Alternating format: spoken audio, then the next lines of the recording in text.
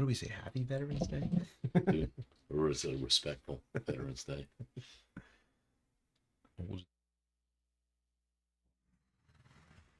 Hello and welcome to the Social and Emotional Podcast, the podcast for an S.E.L website called Mellow, designed for schools and built for life. 7 years ago, I was asked 160 big life questions, and I knew something had to be done to help give some guidance to those in need. With the help of many, hundreds of hours of video and audio responses to those big life questions were recorded. Mellow was born and is now being created in all its glory to help bring some relief to young adults and adults alike that need a little guidance and support navigating through life's ups and downs. And we have hosts: school counselor Alima Pudup, AP English teacher Dave Ritchie, student success coordinator Daniel Ambrose, and myself, graphic design, 3D animation and digital media instructor Andrew Jones. We talk about all things social and emotional, learning, laughing, growing, and sometimes almost crying as we go. We are live every Thursday at 8 p.m. Eastern Standard Time, New York time, for an hour. So come join us, be a part of the live chat, or call in and let's talk. Now let's begin the Social and Emotional Podcast.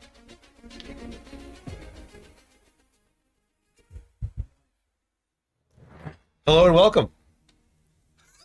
That was good. I like that. You like that? Now we're official. Yeah.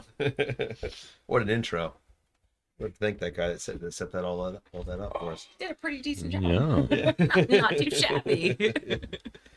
So, welcome everyone to What are the we looking Social at Emotional tonight? Podcast. First, we should give thanks to the veterans on Veterans Day here. Excellent point, For yeah. our United States veterans. So thank you for everyone for your service, for your family sacrifices, your friend sacrifices, and for keeping us all safe and free in this country. So first of all, we want to make sure everybody understands that on this Veterans Day. So the topic that we have selected for this week is about self-awareness, which is one of the key focuses of S.E.L, social and emotional learning. So what we did was we sent out a survey to some of the students. We had 600 responses about self-awareness. And before we get into the actual poll, I wanted to explain to you what we had as the definition of self-awareness, because that's one of the issues that we're going to discuss about, do people even know what it is in order to evaluate their own level of self-awareness. So self-awareness is the ability to understand one's emotions, thoughts, and values, and how they influence behavior across contexts. This includes capacities to recognize one's strengths and limitations, as well as with a well-grounded sense of confidence and purpose. So again, dictionary definitions could be difficult to understand, but we're talking about this concept of self-awareness today. So we gave questions that included, again, pie charts that go into, I am able to identify my emotions and pinpoint the cause or causes of them. I know who I truly am. Third one was, I show my authentic self to others. Then we had a fourth question where they could have checked all that apply. I am aware of, and then these are the options, my strengths, my weaknesses, what makes me happy, what stresses me out, where I fit into my family, where I fit into my school, who my real friends are, what is best for me, my purpose in life. And then the open-ended question that we had was, what do you do to maintain self-awareness? And we had about 300 responses on that. So about half the people who did the poll, we had 600 responses, and about 300 or so did that one. So that's a little less than what we normally would have, but I'm not surprised, because I feel like some people are not aware of what self-awareness is, for lack of a better word. Well, yeah, especially as a teenager, I think that might be, maybe they think it's a little premature to kind of have an idea of who you are and, kind of where you belong and what your strengths and weaknesses are. And, I always look back and think, as a teenager, did I have any idea? I mean, I guess I did to some degree, but I also felt that, I'm only 15 or 16 years old. So, is it too early for me to kind of take inventory? I don't know. you know. I mean, the other part of it is how often are they asked these type of questions? Like Mhm. it doesn't come very often, and when it does, even if you ask a kid like what their strengths are, they look at you like, well, what do you mean? You Mhm. know, and Yeah. it's very hard for them to think about these. I mean, it is a big idea, like Yeah. really digging in and thinking more about yourself as opposed to the things around you, which is it's much easier to focus Mhm. on. You know.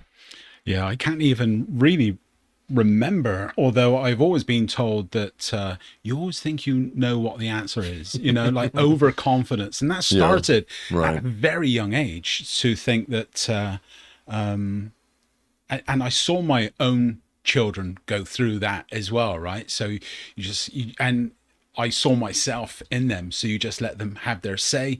They know better, So it was just at the time, whatever it was that was, no, dad, it's, and blah, blah, blah. But it was letting them have their say because I went through exactly the same thing when I was their age. Mhm. It is a level, I was just talking there, especially as when you're younger and when you think you know certain things and you kind of combat people on it and say like, no, I know better. Yeah. I think about even like fashion choices and like hairstyles and things like that. And it's like, Mhm. this is what I want. And it's like, are you sure you want to do that? And it's Yeah. like, you just don't Yeah. realize Yeah. that you look back at a picture yourself, what the hell was I thinking? Or why did I do that? And people might even tell you like, maybe you don't go that route, and you just like do it anyway. And people, and it just doesn't matter. I also want to welcome Lima back today. By the way. Great to have her back. Yeah. Very Great. happy to have Welcome you back. back. Yeah. Happy to be here, y'all. So, I just think the idea of, and I would even, when I was making these questions and when I was thinking about this concept, it's very deep. It's very philosophical in many really ways is. too. And I was sitting there to myself going, when was the last time I really thought about these specific questions as opposed to just being like, oh yeah, I'm self-aware because in general terms, I know what I'm good at. I know who I am. I know what matters most to me. I know what my priorities are. And I'm also, hypersensitive to my surroundings as well. Like part of that's like the anxiety thing of like always keeping my head on a swivel and like being aware of how people or how I might be coming across to them.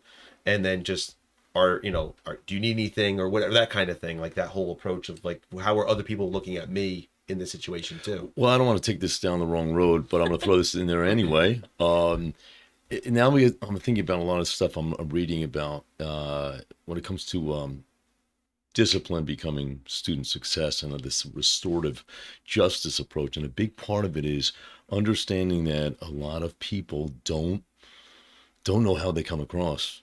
Like I'm sure you see this a lot too, Alima, in your position. A lot of times when I'm working with a student, I can see it in their eyes that you don't know how you're coming across. You need to kind of check down and think about what you did, think about what you said, even what you're saying right now. Yes. Do you understand what you just said when you sat down in my office and how I might perceive that? And you kind of try to, cut them a break, but at the same time, you do have to make them aware of that. Like, I think just the inability to understand, they have to be even looking, forget about being self-aware, that self-awareness even exists, that you have to kind of stop yourself, pause and reflect on, again, what you've done, what you're doing right now, and kind of reading yourself. Yeah. Let me give you an anecdote. True thing that just happened recently, probably within the last month, is, everyone's wearing masks. So your eyes are pretty much the only thing that can emote something, right? Or body language. Yeah. So I was asking a student something and she was responding, but constantly was rolling her eyes.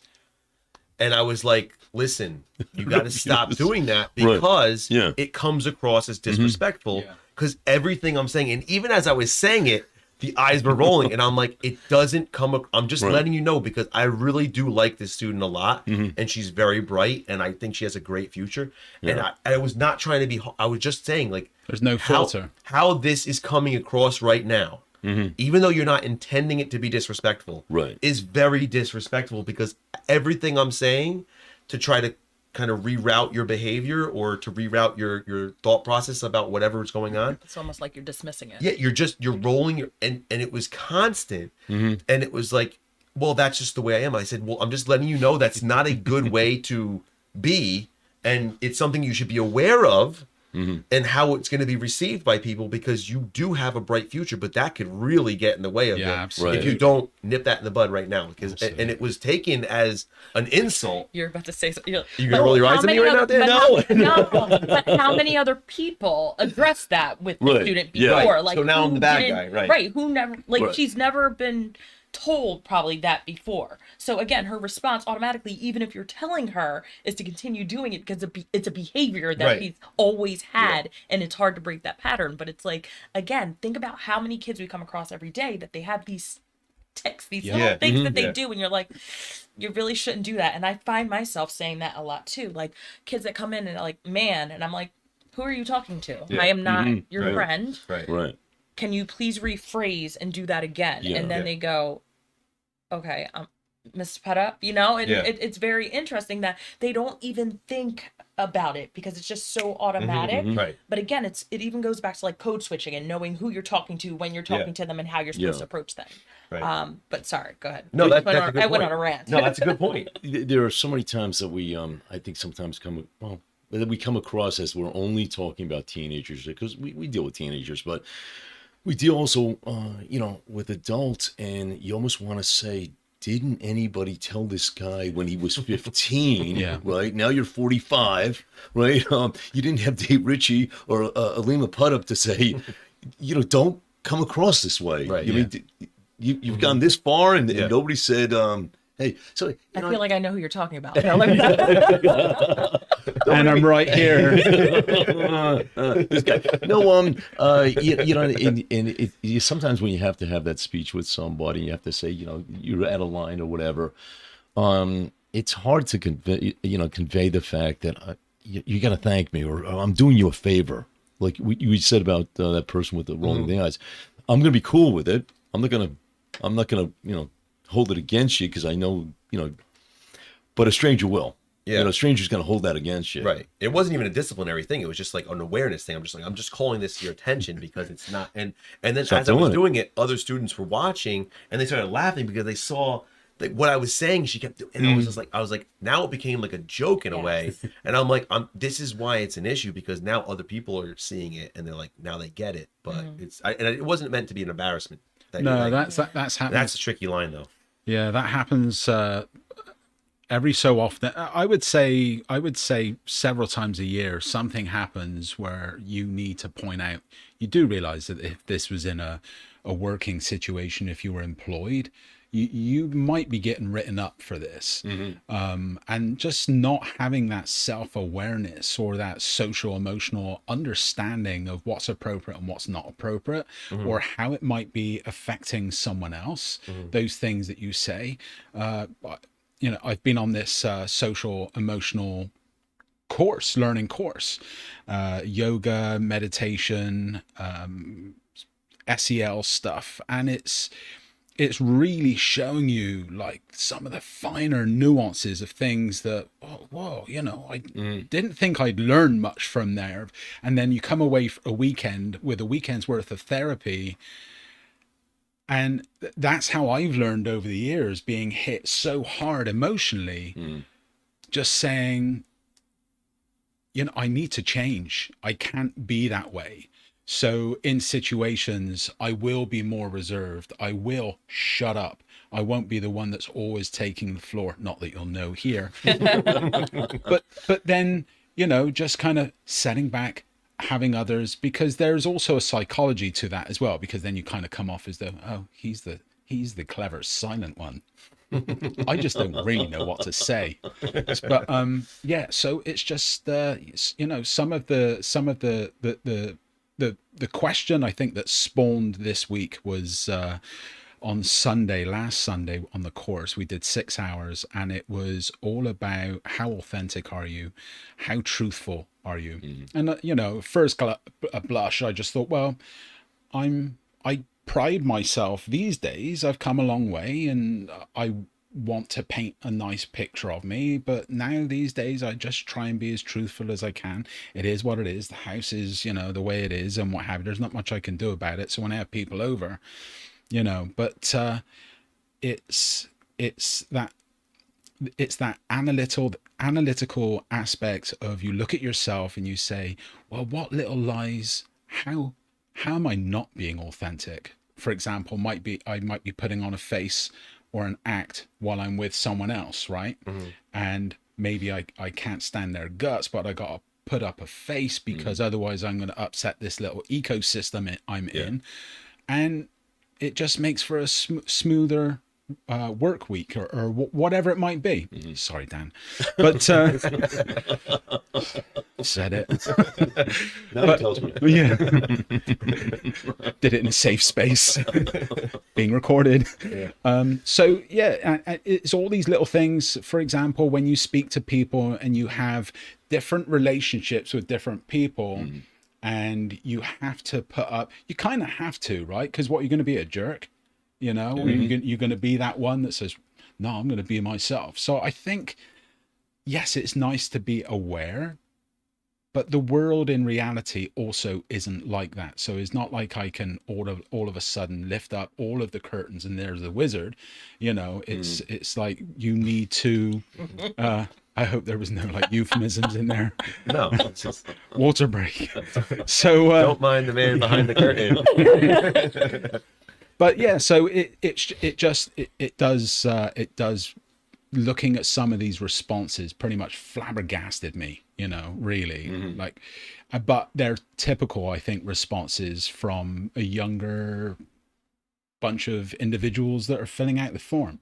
And maybe I think a lot of adults also think that they know themselves, but on what level are they lying? But that's the thing. So like when you're thinking about like your self-awareness, like there's so many different variations of what you should be thinking about or looking for. It's like your values, it's your beliefs, it's like your personality, it's like your boundaries. Like think about the fact that people never really assess what their boundaries are, what things like really make them tick. Like I'm one of those people that I'm like, I know where my point is, and there's certain things that I can let go or deal with, and it's like, but I know my cutoff.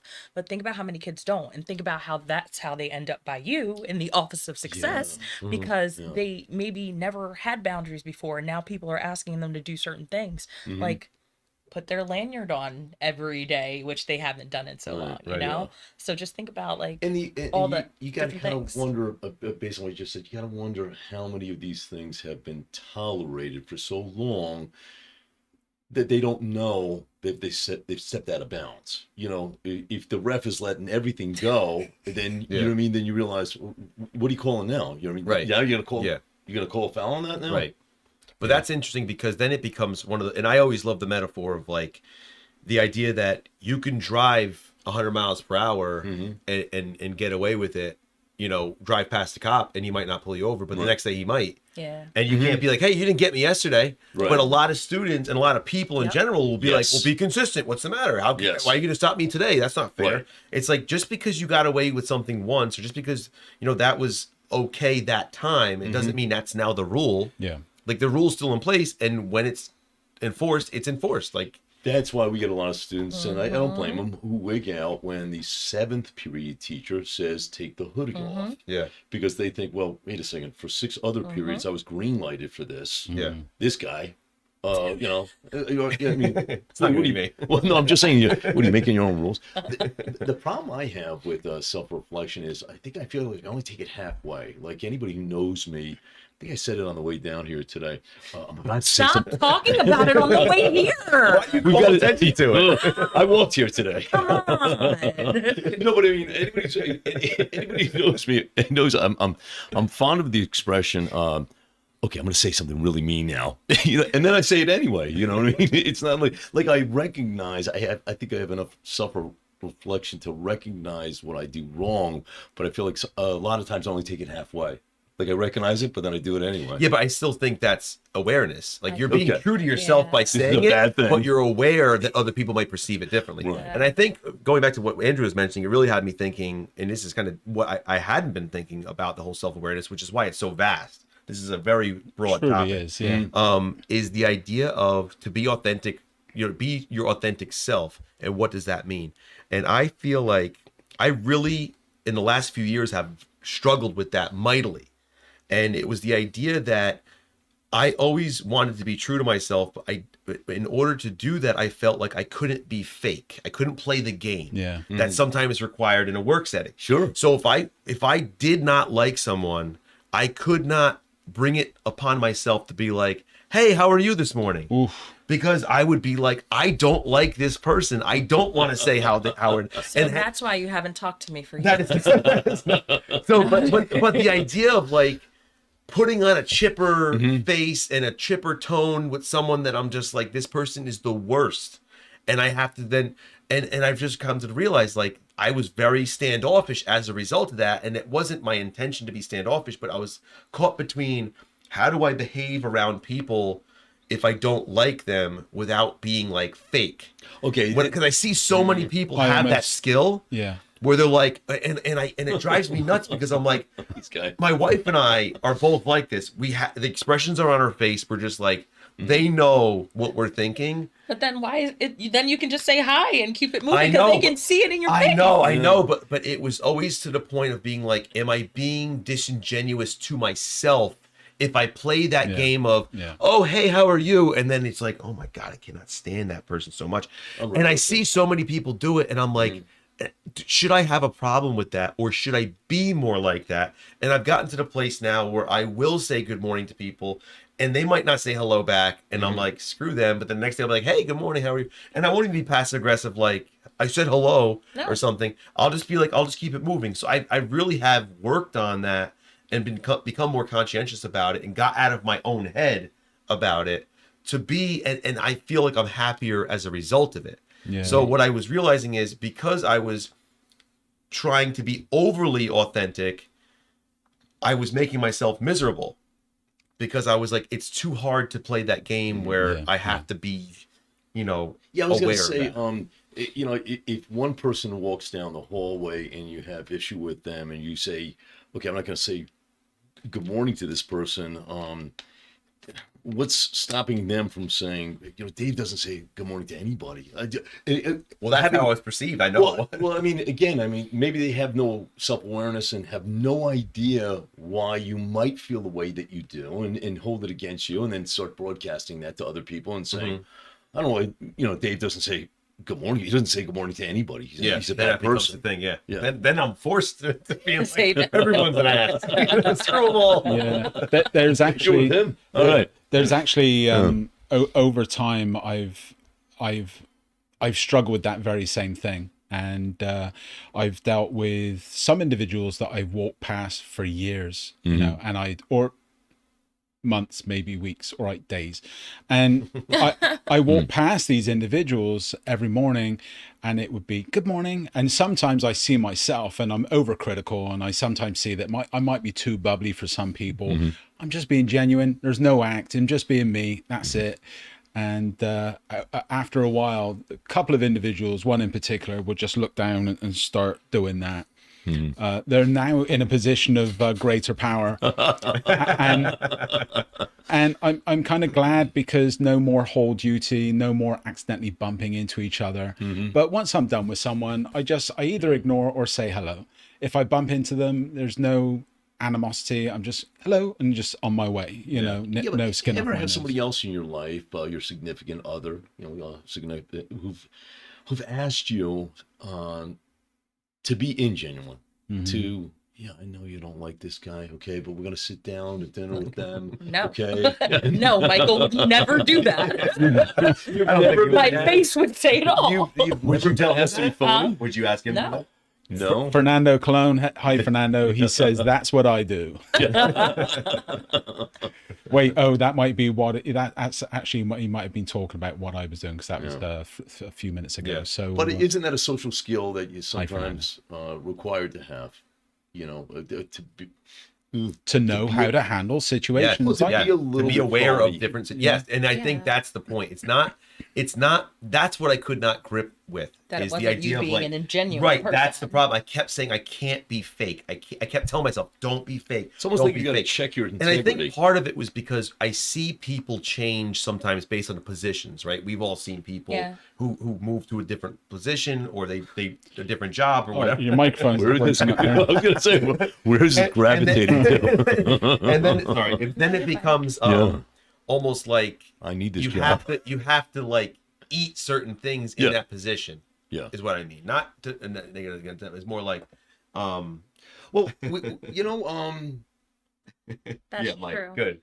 That's like all. Can Like, you- that's, yeah, I'm out of patience. if you have a position where you have to eat certain things, you're representing a larger force or Right. an organization. And I was talking to somebody else about this. Can you then step outside of that and say, Dave, look, okay, you know what I mean? You know what I do for a living, or you know my position or whatever. I need you to know that I've got to do certain things, and I may Right. come across a certain way, Alina or Andrew. You know what I do here, and I hope you don't take it personally, but I've got to take on this role, this am I persona. fired? Yeah, You're firing me live on the podcast.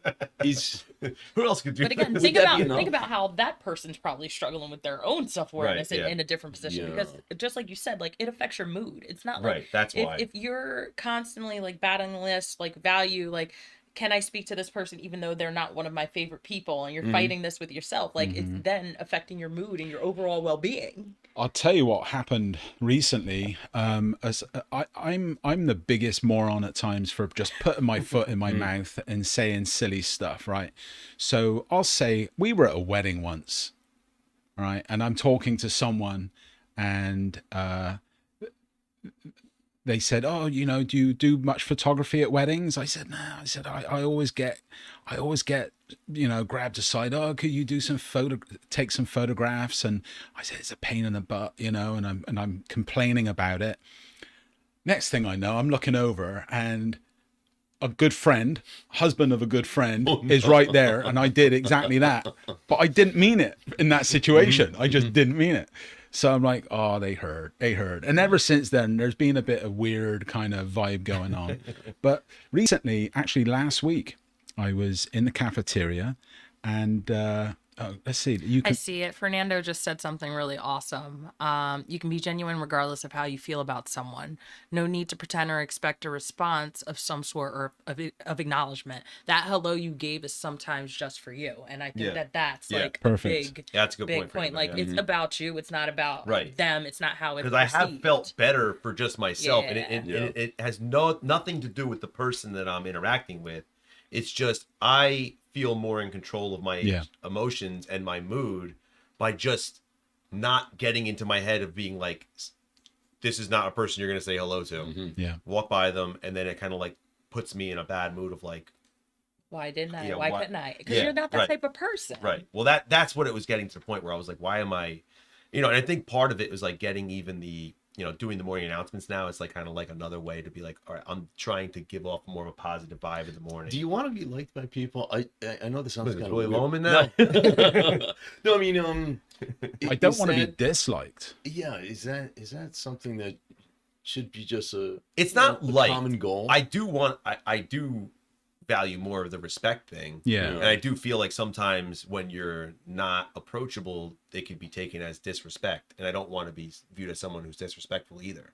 Which is as a pleasant person, you know. Yeah, not even that. I just feel like, I mean, I think I'm a good teacher and I want to be valued as an educator in the building and things like that. So if I come across other staff members or students and things like that, I want people to be like, oh yeah, there's Mr. Ritchie. He's a good He's dude. all Like, right. yeah. It's Yeah. not about like, oh, I like him a lot, because if that was the case, I wouldn't teach the way I do, because Right. most of the kids are like, screw this guy. He's giving us this. So it's not fun." about popularity. No, it's more like, yeah, he does a good job. He's no nonsense, that kind of thing. Yeah, But he's like a also respect. he's also an approachable person, stuff like that. And again, that's why you don't want to be standoffish to be approachable. That makes this complete opposite. So it is something that, like I said, and that the reason I say that is because you're trying to educate students, but I'm saying that 6 years ago I was a different person educating those students. Exactly. So it doesn't end. It's not, you know, we're talking to kids that are literally, I say, are in the middle of their formative years. Yeah. So they have to be taking some stock of this, but also understanding that who you are. I think you brought it up before, Dan, about like if someone says you haven't changed, that's not a good thing, it's not a compliment? Is that you? Or is that you? Can't remember. Somebody I said think- it. If it was wise, I don't it was wanna take- probably me. Yeah.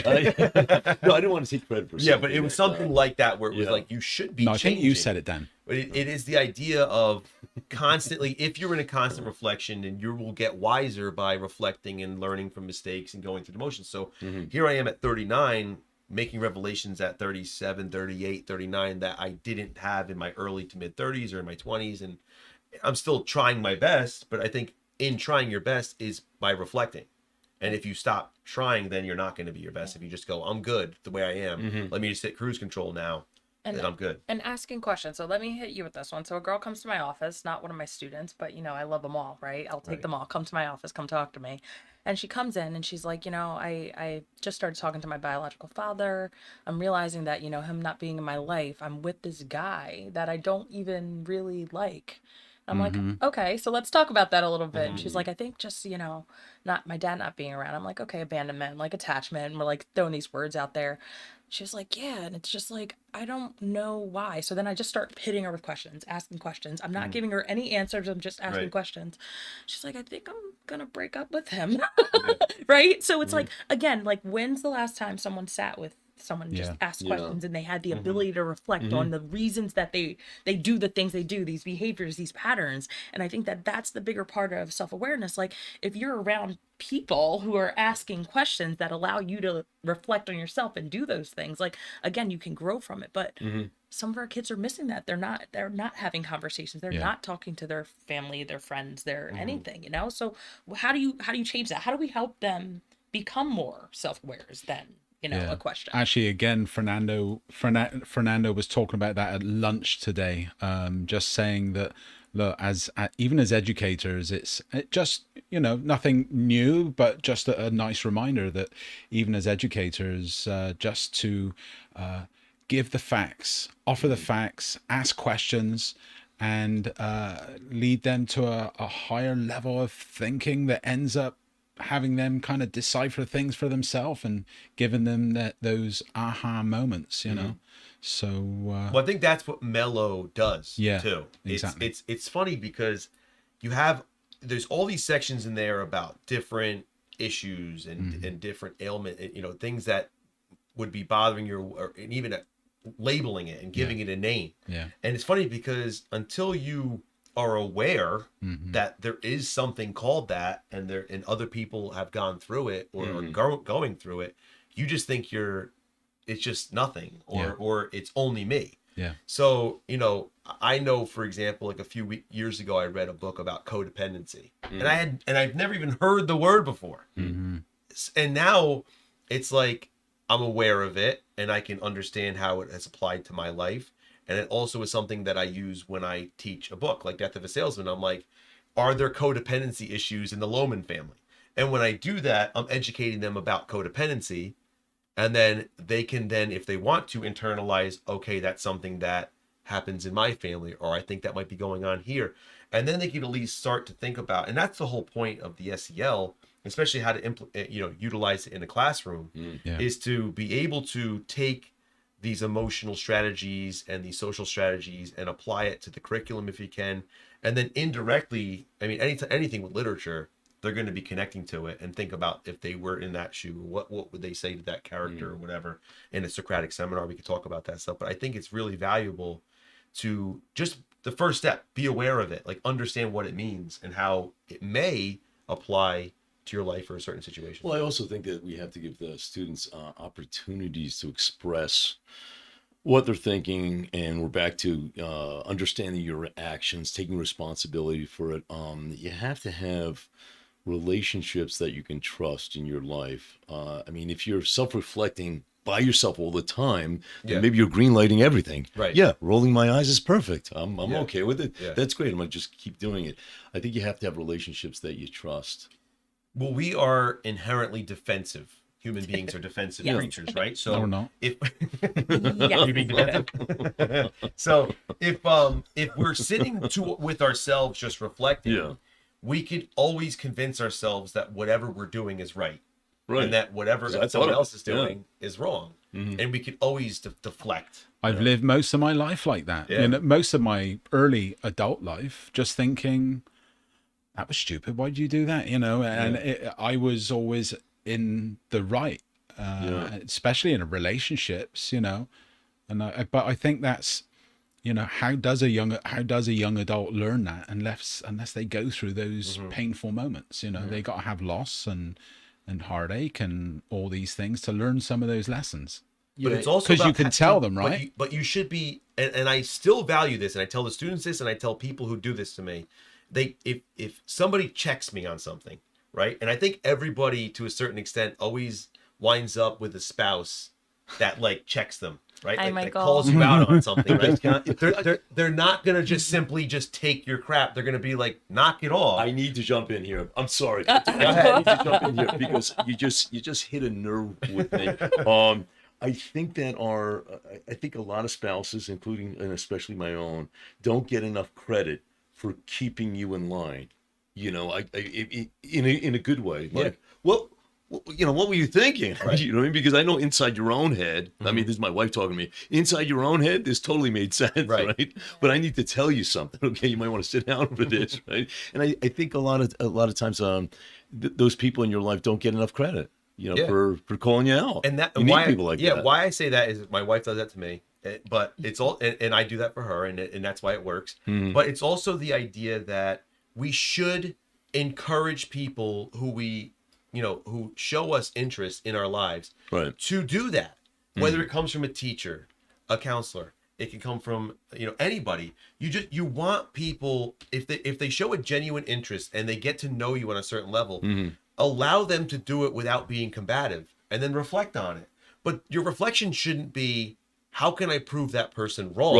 Right. It should be, is there validity? I went to a teacher we had a faculty meeting the other day, and I went off in the faculty meeting about attendance, about the attendance policy that's been going on in our school with teachers and whatever. I used a couple curse words, whatever. That won't happen here. Don't worry. No. But they were spelt really well. I can't wait to hear this. I really can't. So I have this outburst, and other people co-sign it, and they're like, yeah, we agree. And the next day I went to a teacher who was a newer teacher, and I said, how did you take what I said? She goes, I give you a 6 out of 10. And I was like, why a 6? And I was kind of like taken aback, like, and she's like, oh, I just took something a little bit differently than how you whatever. And I was like, oh, good. And I'm like, and I actually went to my next class. And then after that 40 minutes, came back, and I went right back into the room, and I said, I want to thank you for telling me that I was a 6 in what I did. And it made me think about that, and I value that. And she goes, oh, my curse is that I'm too honest. And I said, that's good. I value that response and that feedback, because it wasn't just, oh, good job or whatever. It was just, and when I get observed from people, tell me what I'm doing wrong. Just be like, don't be like, everything was fine, no problem. Because I don't want to rock the boat. Like, no, if something's wrong, tell me. Like, I'll be hard on myself. And sometimes it's better when I hear somebody else also. So then it really kind of gives me that nudge, because I'm looking to grow. I want to be better. One of the really interesting developments in myself in a relationship was years ago, I would argue, waiting for the breaks, waiting to jump in because I've got a really good thing to say. I've said that before in the past. And then what would happen, I guess, 6-7 years ago, is I would stop and I would listen to Dee. I'd listen to what she was saying, and I'm like, does this make sense? Is this? And I'd look at it purely from a logical standpoint. I'm like, actually, you make sense. Oh, okay, all right, got it. And I'd apologize or what have you, and kind of move on. But that was, and as that was happening, I'm going, wow, patting myself on the back a little bit, because that's a big thing, right? To move from an egocentric argument to just kind of, all right, let's be a bit logical about this. Am I right? Am I wrong? Do I need to adjust? And it's okay to be wrong. Yeah. Like, it's not like it devalues you in any way. And I just had a thought. You are listening to the Social and Emotional Podcast with Andrew, Alima, Dave, and Dan. Check out more on the Mello website at mello.app. That's MLLO.app. And we're back. Oh my God, that's fun.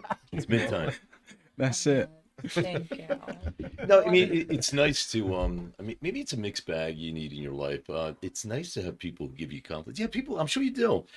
People who give you compliments, you know, like, hey, you know, you're great, you're fantastic, Andrew, you're so clever, you know, Dave, you're a great teacher. I like that you got to search for Dave's. Yeah, I know. I caught that too. I'm like, go ahead, I'm waiting. Wait, Drink what? yeah. You're like, oh, that's a BS answer. Love that jacket. No, I mean, you know, I do think you need those people. I mean, it's okay to have a couple of people in your life who just kind of you know, this topical compliments, and they don't have to hit you hard anytime, and you know, they're, you know, kind of a mix of people.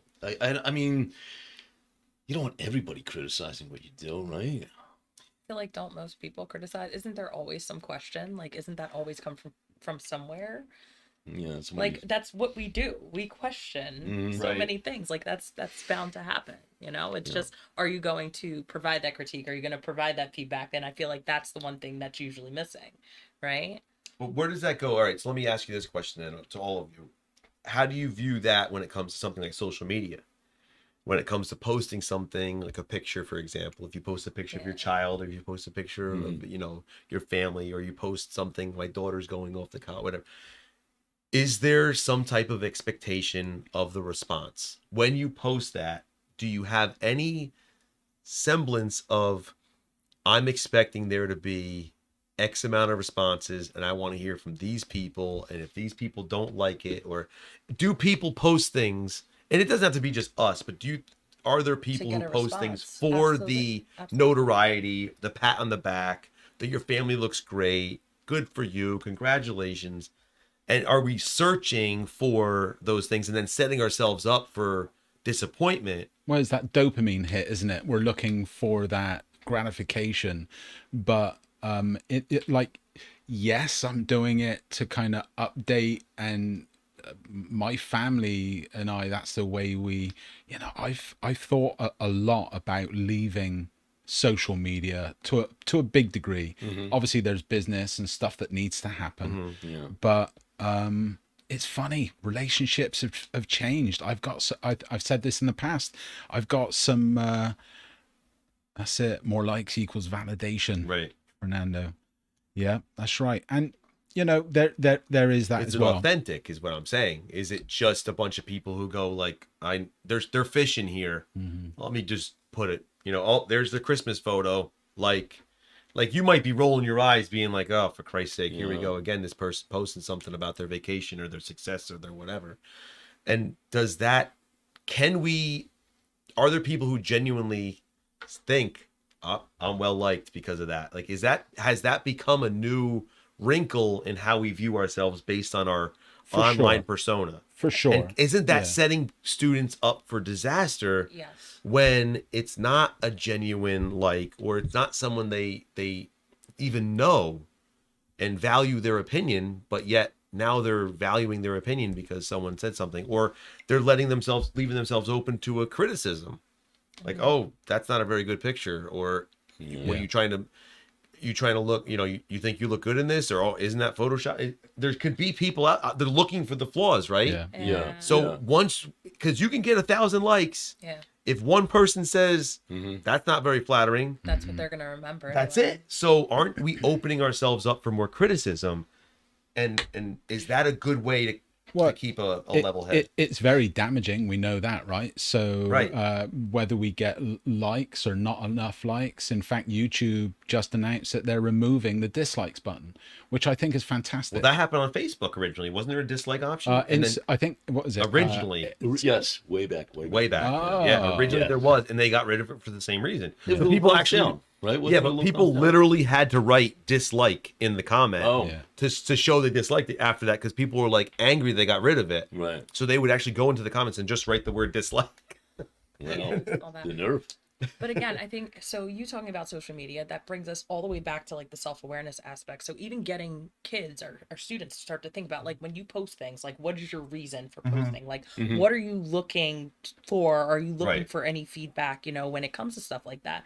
And I feel like that's probably something that they've never asked themselves either. And Mhm. in thinking about myself, like as an adult, like in the beginning with like Leo, I used to post all the time because like my family, I wanted people to see Sure. him, People and I wasn't expect messaging everyone. Yeah. And now I'm like, I don't. And it's not until my mom's like, I haven't seen my grandson Mhm. today. And Yeah, I'm like, oh, yeah. let me shoot you this picture, Mhm. Yeah. So I don't Well, know. now you got me thinking, Alima, like as a relatively new mom, would people hold it against you if you didn't? Like, what's going on with Alima? She's not posting pictures. She My doesn't love her friends do son. ask. Yeah, my friends do She's not ask proud of her son. often, are like, what's going on? Is something wrong? They Right, automatically think right. that something's wrong with me because I'm not posting. I'm like, nah, I'm Yeah, just tired. I had to rebel a little bit every year, wedding anniversaries and that type of stuff. When it becomes obligatory, I start to rebel. Like I don't want to post this, and sometimes I do it very late in the day, and it's actually me pulling away from social media a little bit, because it is everything that you're saying that it is, right? And this stuff should be taught in schools, Right. and I hope that we can. These are some of the questions that we can ask. The students. What are your and this could be another week altogether. Yeah. No, I definitely want to have an episode or two on just straight social media. Yeah, Well, I have a question. Whole and maybe concept, because it one really on is. maybe one on crypto.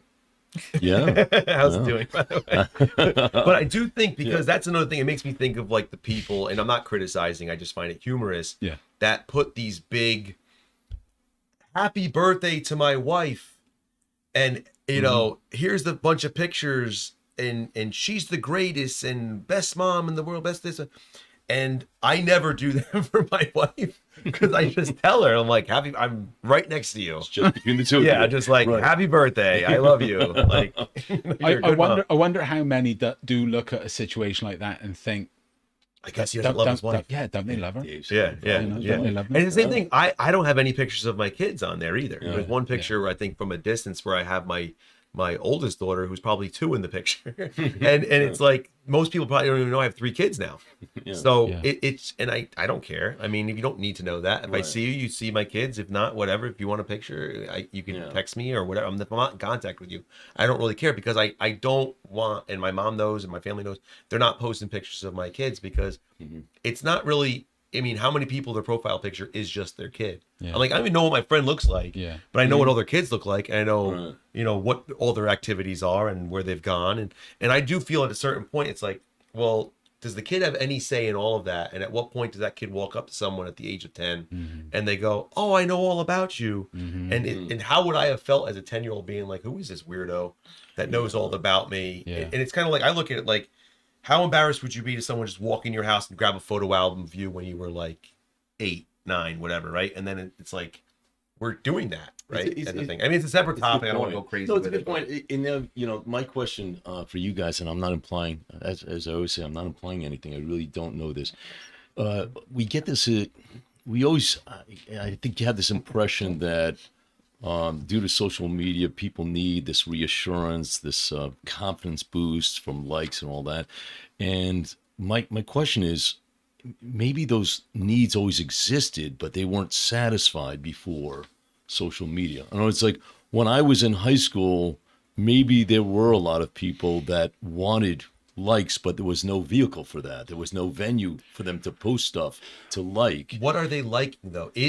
Are the likes to their authentic self, or is it to their online persona? Who they are online, is that an exact replica of who you are genuinely? Because are you literally taking the best picture of yourself, Yes. the I would best think. quote of Yeah. yourself, how smart you are, the best parts of your life, and you're putting it out there? And then what happens is, when you get those likes, they're liking your provided image. They're not liking Right, you. your filtered The picture. ultimate you. Right. Yeah. Right. But Fernando just said it. He goes, we probably You could see that. have to try and find a balance with real life world and our online Right. personas, That's exactly because it. they're Right. two separate things. Right. And how much do people apply their online image to their real life? Because again, if they're not happy with how they look and they keep a picture up of like some kind of filtered whatever with some kind of bunny ears or whatever, it's like, oh, I love that picture and whatever. And do they think I'm good enough looking? Do they value my intelligence? Do they value whatever about me? And do they really know who I am? Because that's, I think, a lot of the reason why people don't share their true selves, is because they don't think anybody else is willing to share it either, because everybody else is sharing their best self.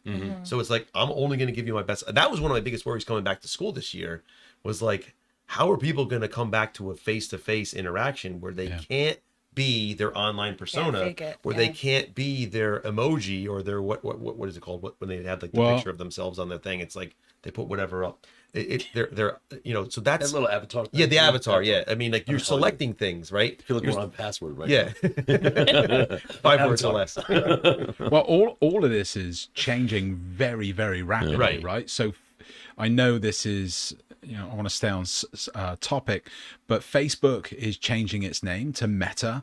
It's all going to be a virtual world that you'll be able to live in, play in, game in, all Get of into these VR stuff. Yeah. And we're kind of mostly there already. Now we're getting the visual and all the other technology that goes with it. So it's hold on for the next like 5 to 10 years. Where's all this going? What's the crypto for that? Oh my goodness.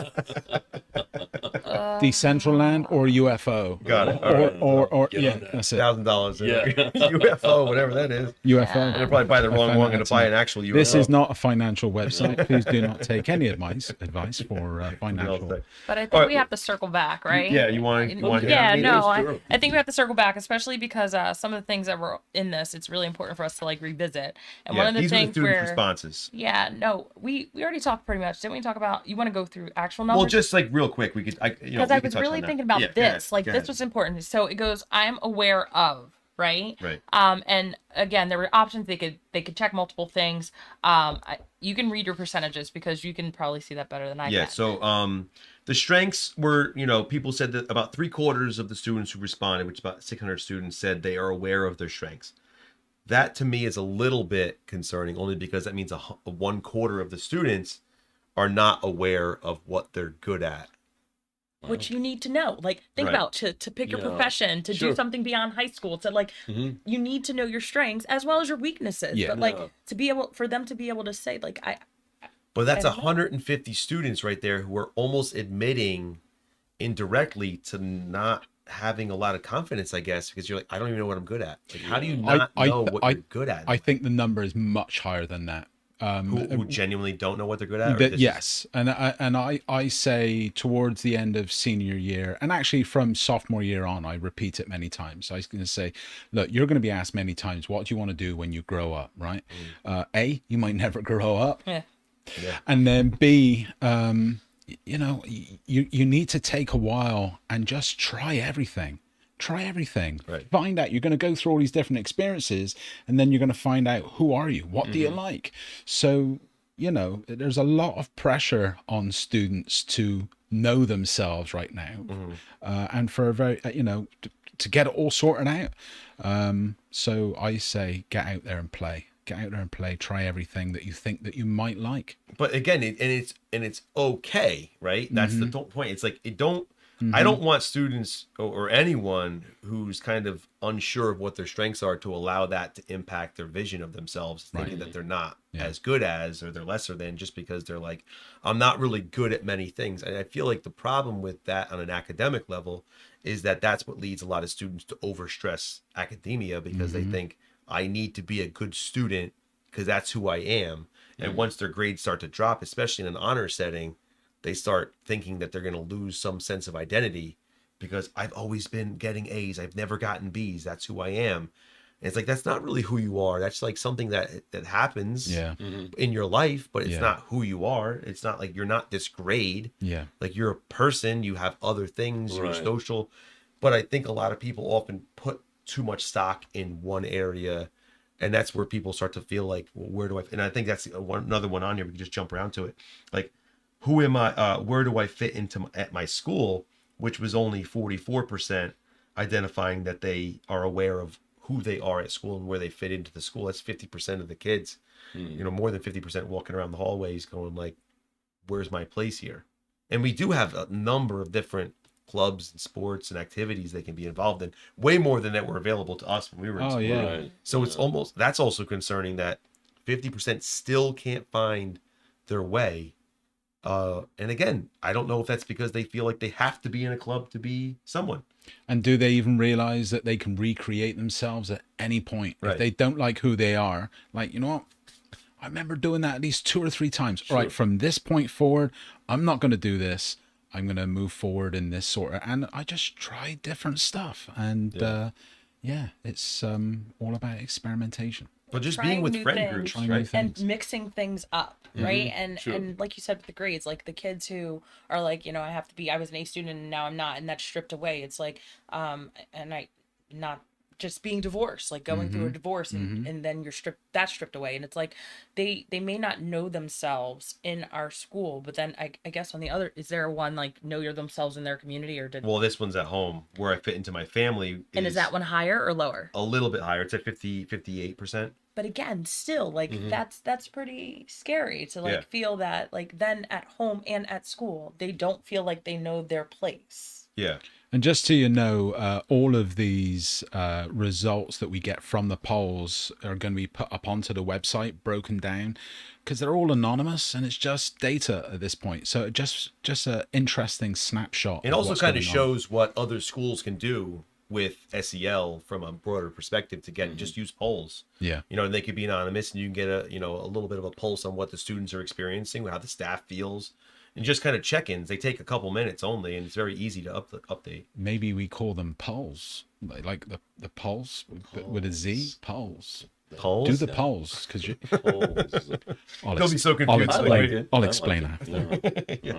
But again, it kind of is confusing, I guess, and misleading, because it almost makes you feel like, well, who am I? Again, it could be that question of like, how am I supposed to know who I am in my family? Yeah. Like, is it just enough to be like the firstborn or the only child, or do I need to have a defined role in my family that this is your responsibility and this is what you need to do here to contribute to this unit? And I don't feel like that needs to be defined, though. Yeah. But it's about just at least being aware of who you are and what you can contribute to the family, as being like, well, I'm happy at home. I'm in good mood, and I'm always showing gratitude and things like that. That could be a role. Like, what you just have a level of comfort with yourself is more of like what the question's asking. Just saying like, I know who I am and I can be who I want to be with these people That's in it. this setting. And That's I kind of feel what the like- goal is. But I feel like that's the other thing that's at question. Don't forget, some of our kids, they come to our school and they're one way, and then they have to go home and they have to be Right. another way, whether Yeah. it's Yeah. their sexual identity, Right. their identity, their presentation, like all those things Yeah. that they're constantly forced to shift based Mhm. on their home situation and whether their home situation is accepting of it. Right. So it's like some of that may play a role The in fear numbers for me too. would be if they didn't check either of those two. If they can't feel comfortable at home and then they come into school, they're not comfortable either. Yeah. That's their day for most of them. Yeah. Yeah, and dare say I know a couple as well over the years that have been that way, and it's just you wish you could jump into the lives, but it's not as simple as that. Everyone's got to deal with their own thing, but yeah, Well, you can know, see it. You had me thinking when you talk about going back home and coming back to school. I grew up in a very white American culture. My neighborhood, my family, my school. For a lot of our students, they have a strong cultural identity Yeah. at the house that is totally, even despite the fact that we have a very, very wide demographic as far as diversity is concerned at our school. You're still going from a very American environment, and what America is, it's diverse, but then you may be going home to a very strong,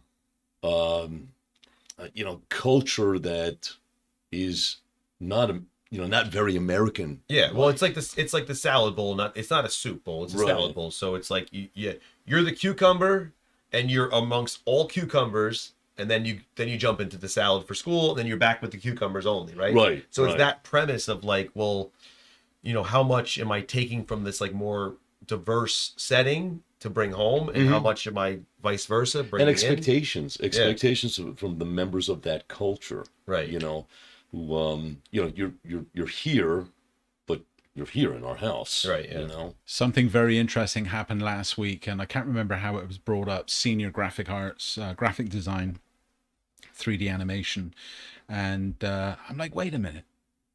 Oh, I was playing some Hispanic music, and very it was Hispanic culture.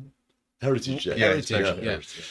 So I was playing some music in class, and I'm like, wow, a number of people are singing along. I say, wait a minute, how many of you could speak a different language than English? Over half the class put up their hand. That's the first time that I'd ever really got a good understanding that not everyone speaks. That's not their first language. Yeah. Yeah, so that's what I was saying. Like, if you have to shift gears every day, boom, Yeah. boom, and it's in and out, and it's back and forth and all that, do you have to make a decision, or do you try to be different things at different times of the day? I think we all do, though, right? Might be an automatic switch. I mean, Yeah. yeah, it is. I think you just get used to it, but I think that's all of us, right? We kind of, with our kids, we act a certain way, Yeah. probably, right? You carry yourself a certain way when you're with your friends. If you go to church or something, you're not carrying yourself the same way every single place you go. But I think that's just part of life, right? I think Yeah. it's just, you make those switches pretty naturally. How we speak here is, when we shut it down, we're not speaking the exact same way. A little more language involved. Yeah. We use real words. But and that's just the way things are. I think that's fine, and I think the kids are learning that, and some of them are going to be better at dealing with it than others, and some All right. cultures kind of allow for that. But if you move to a different culture with your wife and your kids, you move to your husband. You have, right? I mean, it's kind of similar culture, but you go to a completely different culture. Would It you might feel, as well be a completely different. Well, yeah. Were you at all protective of the former culture with your children, or were you okay if they just totally lose it and No. say, okay, we're whatever now, and we're going to forget about Right. the old country? No, proudly, British in my own way, or not even proudly British. Well, just- what about with but just with the kids, with your kids? with my actual kids, my own kids? No, they're more American than anything. I always get the funny question: Do your children have British accents? Like, no. But you didn't feel like you owed it to the greater part of your family to kind of have that connections with your kids to, No, we The old we celebrate however we celebrate. In fact, we try and impart a little bit of America to the UK. Go You, back the other know, way, just sure. to Yeah. say, you guys should really try Thanksgiving. Just try it on for size. You're gonna love it. A little bit cheaper, less gifts. It's just more expensive when you do both. So, but yeah, it's. I I'm mean, not- is it harder yeah. when you're a kid of multiple cultures? I think at this point in their lives where they are in high school, they're figuring that out. They have to figure it out for themselves. I think probably when they were younger, they're going to go by the law of the household. And now they're at a point where they're starting to break away from the law of the household a little bit more because of their exposure to different cultures and social media. And Does that the cause media in friction general. in the house, though? It could. I think absolutely it could in certain situations, depending on how resilient the parents are and things like that, and staying with this is the way it's going to be. But I've also seen students go the other way where they dabble a little bit in becoming more Americanized, but then they take a trip to the home country and they're like, oh, this is the best, I love this, So and they really gravitate more to that, and they hang on to that very very strongly. one of the finest students to have gone through our graphic design program, Margaret, she did a piece that is actually hanging. Let me get this right. It's hanging in Washington, and it was some real big like art show, and she won a part of it, and her work is hanging, and it's talking about, and Fernando we'll get the phones working for next time. But it was how she feels that she doesn't fit in anywhere. That she doesn't fit in to the American English side, and that she doesn't fit into her own heritage side because someone discounted because she was born here, and just Yeah. all of that internal, and that's what that piece of artwork was about. Well, we're gonna have to deal with that with our kids, right? Identity, absolutely. Any biracial or mixed race child, and again, like me, like I don't know what it's going to be like for him, and not being black enough, and not being white enough, and That's it. oh, you speak white. Like I had to actually deal with that growing up. Like you talk white, and I'm like, okay, well, what does that mean? So again, that's something that's coming. Yeah. Well, I'm gonna ask both of you. Is that something that you have to sit down with your significant other and plan, or is that something that you're just gonna say, look, we're just gonna let this develop as it does, and we're gonna work? Yeah, I mean, we're up against it, but I mean, this is a whole nother topic we can get into, because I think this definitely deserves it. I don't want to shortchange it in any way, but yeah, I think just a quick answer to that would be, you got to kind of go with the flow in a way, and you got to deal with things as they come. As you could have a genuine, like a generalized plan, but you have to kind of balance between let them figure it out, and then when do I step in? And there's certain things you're gonna have to address, right? Too. Yeah. Like you're gonna have to address up front. Yeah, like my daughter's hair. That's good. Like that's already starting to be like kids are playing around with it and stuff like that. Or like, so it's like Leo being you're a black man. Like technically you're a black man. Like that's something I'm gonna have to address with him. Yeah, how he looks and how he acts in a whiter neighborhood and stuff like that. And, again, that's a whole different show. Yeah, we're that's a different thing. But just a quick little, just a finality type of thing, a final thing with the poll today. The reflections that the post that we received in response to what do you do to maintain self-awareness? I realized from looking at the responses that many students did not understand the question or know how to respond to that question. Yeah. But they responded, and a lot of people just said, I don't know what to do, or by being myself. A lot of people put things like go to the gym or draw. Like those are not sleeping. Sleeping was a bunch of them. And I look around. It was one of them. I look around. But the point is that just shows us that we need to teach self-awareness because people don't know. We took for granted in a way with the poll and with the topic that students know what it is, that people in general even know what it is, like what self-awareness is. Yeah. And even though I defined it, it still wasn't enough to really kind of, and I think it's incumbent on us moving forward to have people explain it to the students taking the poll or to anybody taking the poll. Well, I think you're making a great point. It. The fact that you felt obligated to define it. Right. We're talking about people that are within the next year or two going to be adults.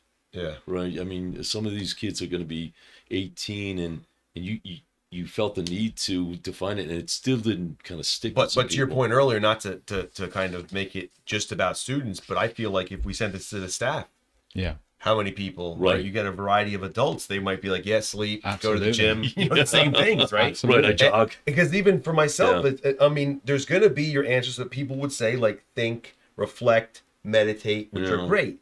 But when they're putting things that are more escapes, it's the complete opposite of getting to know what you're dealing with. Going to sleep, listening to music, right? Was it painting? Yeah, and that's relaxing. Sure. I'm not saying these things aren't relaxing, but they're more escaping dealing with who you are or reflecting on things that you're not doing. It could be an expression of self, though, right? But is that a way that you maintain self-awareness? Like if someone's an artist and they paint, if that was something that was genuinely something that they valued? Yeah. I feel like if you're talking about values, that would be something that that's a little bit on like the I could see it going both ways. Okay. But going to the gym. Yeah. Look at the look on your face right now.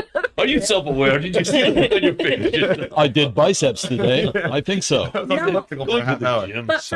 me, and again, just really quickly, but for me, and it's an escape. But I go to the gym because it's something that I value the hard work and the effort that it takes to like be there and to do things. So are you saying that's the venue that you're one of the avenues that I use, because I'm aware that I need that when you outlet. want to self-reflect. When I want to reflect, when I want to think. Yeah. Like I was doing back squats the other day and I was like, I need to get my life together. I actually, when I I don't used know how many people are there looking at it going like, yeah, baby. Oh man, I need to do some more. I need to get my life together. when I used to cycle to the gym, that was actually my first, because I used to cycle everywhere, and cycling to the gym was the first time I ever kind of well, it wasn't. It was the second time that I kind of discovered meditation of sorts. And when I would cycle, it was around the time of the Oklahoma bombing. And it brought up a lot of stuff for me, because a lot of children were hurt and killed and what have you. Yeah. And I did a lot of writing, and I came up with the major foundations for it on the bike. So in the gym, maybe. Yeah.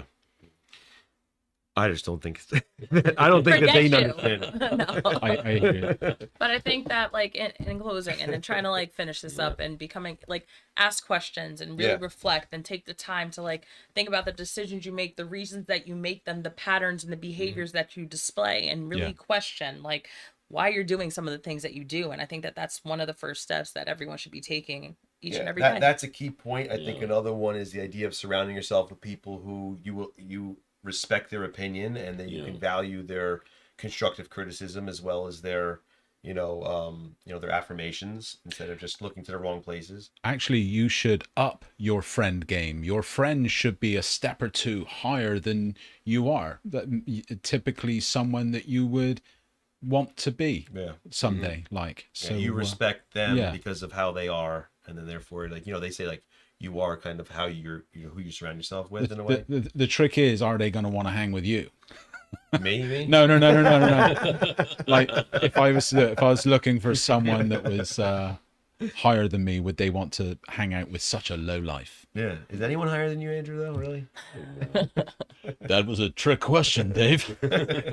So thank you so much today. We've had 6 and at times 9 viewers at once. So thank you so much. Big time.